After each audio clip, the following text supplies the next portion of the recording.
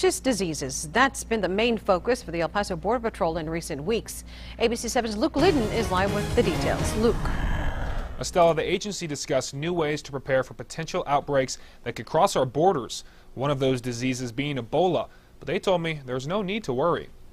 The amount of people we deal from all parts of the world, you never can take it lightly in any circumstances. Sector Chief Benjamin Huffman says the Border Patrol is taking extra precautions to manage infectious diseases like tuberculosis and Ebola. It did prompt us to review and make sure we had adequate supplies throughout the sector and identify any gaps or shortfalls that might be out there and make sure they were in place. When it comes to confronting potential Ebola cases, Huffman says the Border Patrol is more prepared. We're giving little note cards that give instructions to agents should they encounter someone.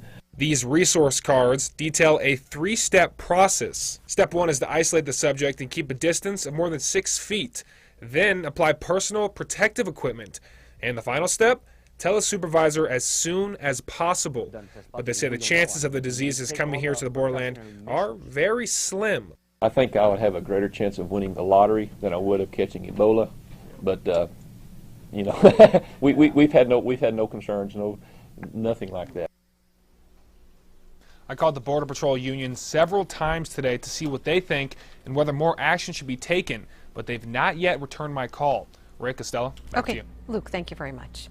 U.S. military officials, meanwhile, still have not said where the isolation period for troops returning from West Africa will take place.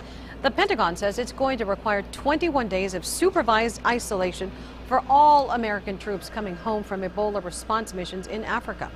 This is video of a group of soldiers from Fort Bliss who traveled to Africa over the weekend. A Fort Bliss spokesman tells us that regardless of where the isolation period happens, troops will have access to things like the internet and physical activities. Lieutenant Colonel Lee Peters also told us officials will review the isolation program periodically to make sure it's working as intended.